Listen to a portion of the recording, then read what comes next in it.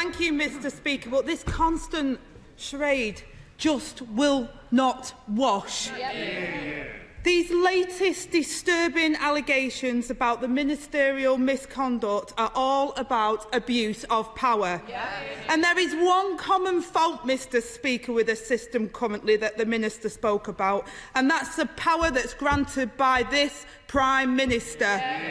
The Minister spoke about personal responsibility. Well, the Minister needs to remind the Prime Minister of his personal responsibility.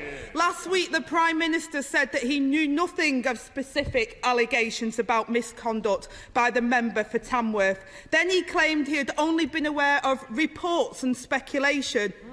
But, Mr Speaker, the truth is out today, and that defence has been completely blown apart. Lord MacDonald says the Prime Minister was informed about the complaint that was upheld of inappropriate behaviour against the then Minister. Does the Minister here accept Lord MacDonald is telling the truth, or is he telling us the Prime Minister wasn't aware of it? What happened to the complaint, Mr Speaker, and why was nothing done at the time?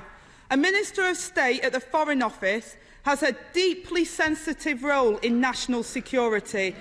Was this issue even raised or brought up in the vetting process, and was the Prime Minister informed? And why was this conduct not considered a breach of the ministerial code?